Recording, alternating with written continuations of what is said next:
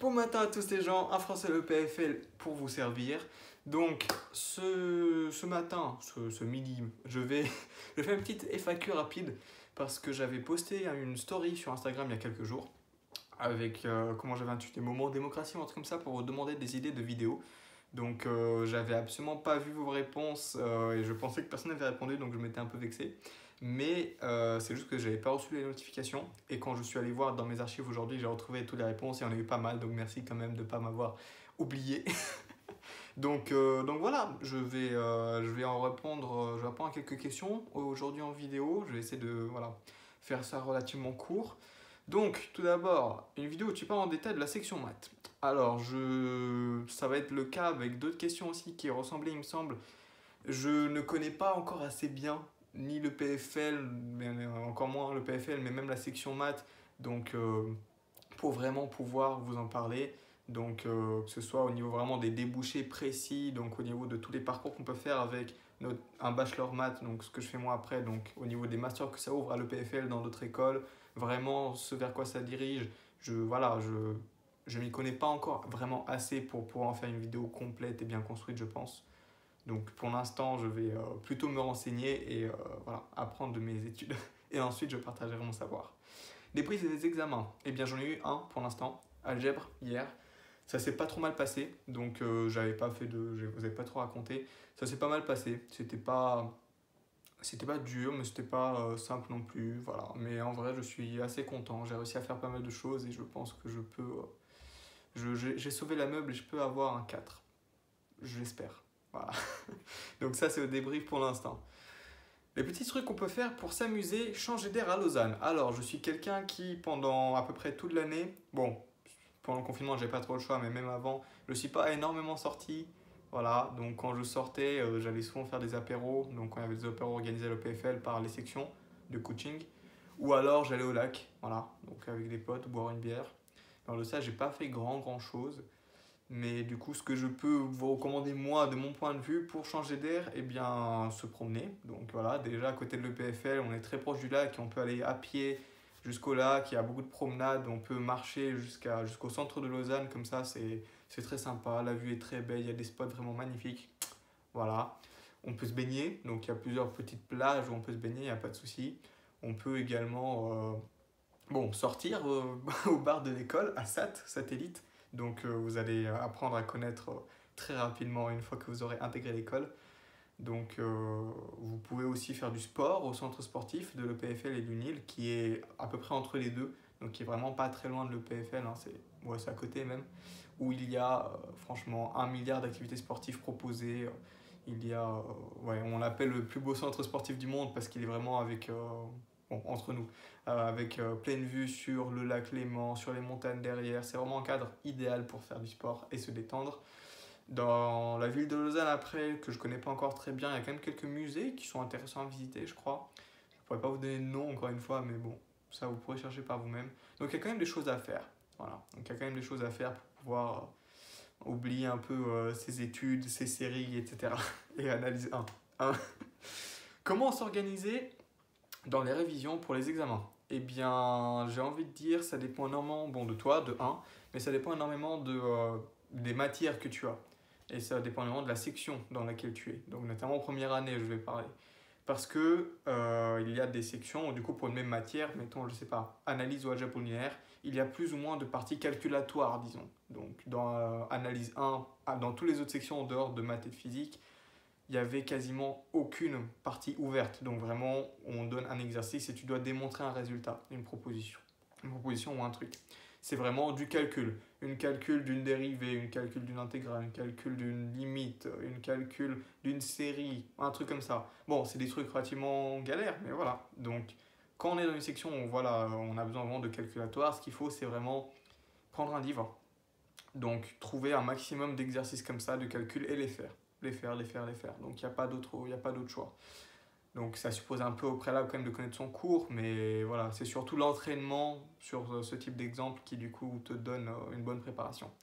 Par contre, du coup, dans des sections et des cours où tu as besoin de plus connaître la théorie, il faut quand même pas mal réviser ton cours à la base, surtout revoir les preuves que vous avez faites en cours, donc limite les apprendre par cœur si vous voulez.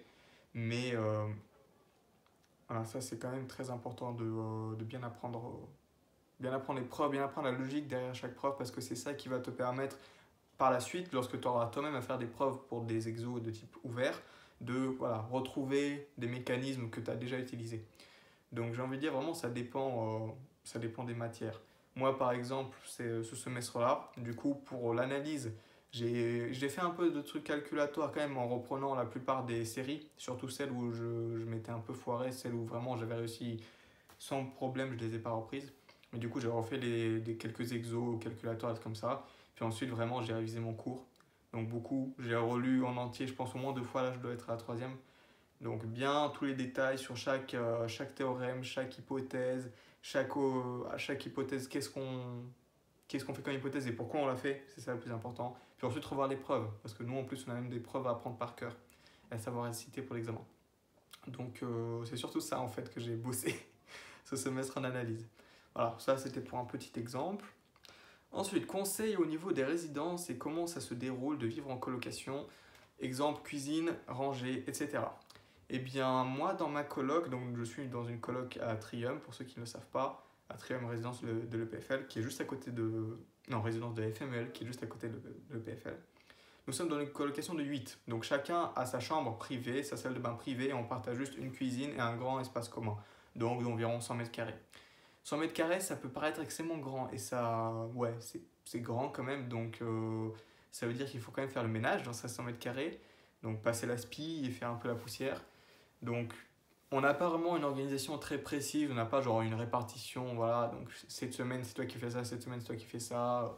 C'est un peu bon, quand on doit le faire, s'il y a quelqu'un qui peut le faire, il le fait. On n'a pas trop eu d'embrouille par rapport à ça, donc ça va. On n'a pas trop mal géré au jour le jour. Pareil du coup pour les trucs qu'on doit acheter, notamment je sais pas, du liquide vaisselle, des éponges, des sacs poubelles, des trucs que tout le monde utilise dans la coloc, dans la cuisine. Voilà, on voit vraiment au jour le jour ça pour l'instant. Le peuple aimerait une vidéo sur comment pécho à l'EPFL, parce qu'il faut savoir garder le moral. Très bien. Je ne sais pas quoi répondre à ce genre de questions, honnêtement. Donc je peux pas dire que moi j'ai réussi, mais bon, pas qu'il faille que j'ai réussi. Qu'il faille, c'est la bonne conjugation? Aucune idée. Bon, je n'ai pas d'exemple précis à donner, je sais pas. Si tu veux, avec les.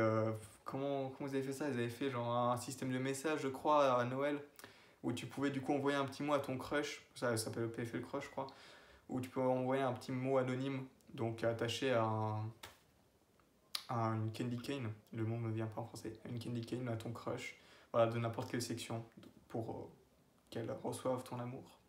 Voilà, je sais pas si ça a marché pour quelqu'un de trouver l'amour grâce à ça, mais bon. Peut-être, peut-être. Une vidéo qui explique ce qu'on fait dans chacune des 5 années à l'EPFL. Alors, dans chacune des 5 années, alors les 3 premières sont dans un bachelor, donc c'est l'équivalent d'une licence en France à l'université. La première, c'est vraiment une année dure et générale, donc ça s'appelle propédeutique.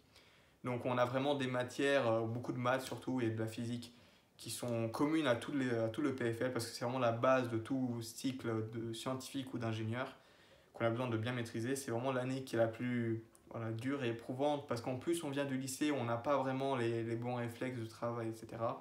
Les 2 années suivantes sont plus là pour t'apprendre des trucs vraiment spécifiques à ta section, donc alors, je sais pas, aux maths dans mon cas, donc nous apprendre des trucs encore généraux, vraiment spécifiques aux maths. Donc on ne fait plus de physique, on ne fait plus d'informatique, voilà.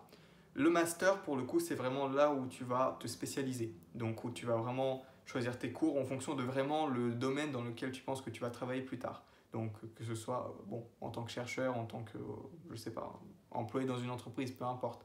C'est vraiment là où tu vas te spécialiser, où tu vas forger du coup le début de ta carrière, si j'ai envie de dire.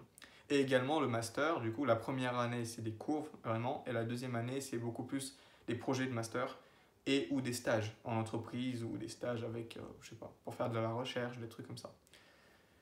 Room tour vidéo room tour, vous savez quoi, si vous voulez vraiment, je vais vous faire une vidéo room tour. Il n'y a pas grand chose d'intéressant dans ma chambre, mais je peux quand même blablater pas mal, hein. Là, je suis déjà à 10 minutes de vidéo, vous avez vu, j'ai pas dit grand chose pourtant, donc je vais la faire pour le délire. une vidéo sur le fonctionnement de l'école, journée type. J'avais prévu de faire une vidéo comme ça, donc un peu au format vlog, où on me suivait pendant toute la journée. Il y a eu beaucoup de retard du coup à cause du confinement notamment. On n'a pas réussi à tourner tout ce qu'on voulait comme on voulait. Mais je vais essayer de la faire quand même. Je vais même essayer de la faire peut-être au prochain semestre où j'aurai les deux types de journées de cours. Donc la journée où je serai en cours à l'EPFL, la journée où je serai en cours chez moi. Donc comme ça, vous verrez aussi comment s'est passé mon confinement. Donc parce qu'on aura des cours en ligne, mais ouais. Donc on aura pas mal de cours en ligne encore, 2 tiers des cours sont en ligne. J'en parlerai peut-être dans une vidéo. Comment tu as travaillé pendant ton année? Comment se préparer les 3 dernières semaines? Alors comment j'ai travaillé pendant mon année? Grosso merdo, je suivais bien en cours. Donc j'allais toujours en cours, il n'y avait pas de souci. Je notais mes cours à la main. Voilà, je regardais pas les polycopiés, je les imprimais pas pour souligner. Non, j'écrivais vraiment à la main quasiment tout ce que disait le prof et tout ce qui était important. Donc parce que moi ça m'aide à retenir tout simplement et ça m'aide à être attentif. En série, je venais du coup, bon toujours en série aussi, je l'ai bossé bien. Je l'ai bossé des fois un peu en préparation chez moi. Surtout je faisais ça en analyse. En analyse 1 au bout d'un moment. Mais sinon, je l'ai bossé très bien en série et je ne les corrigeais pas chez moi parce que j'essayais au maximum de les corriger directement avec les assistants. Donc, une fois que j'avais fini ce que j'avais fait, je demandais si c'était juste ou pas et du coup les corrections que je devais apporter. Comme ça, je faisais le maximum vraiment à l'EPFL et j'avais plus tant de choses à faire chez moi. J'en avais quand même, je vous rassure, mais j'en avais moins que ce que j'aurais pu. Et comment se préparer les 3 dernières semaines? Alors, si la question c'est par rapport aux 3 dernières semaines avant la rentrée, de première année notamment, eh bien je renvoie vers la vidéo. Bon, elle va pas apparaître, j'imagine, mais vers ma vidéo sur le sujet, sur la préparation pour la rentrée. Christophe, quelles sont les meilleures bières de SAT? Je pense que tu seras beaucoup mieux placé que moi pour y répondre. Je t'encourage à y répondre en commentaire. Podcast sur la fraude fiscale en Suisse. Ok, pour des raisons légales, je ne vais rien dire.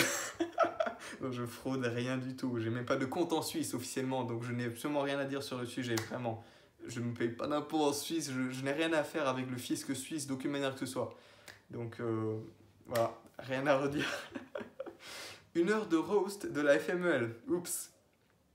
Alors, je n'ai rien à dire contre la FMEL, je n'ai aucune raison de les roast parce que j'aime bien la FMEL, c'est une fondation sympathique avec de belles résidences. J'aime énormément résidences.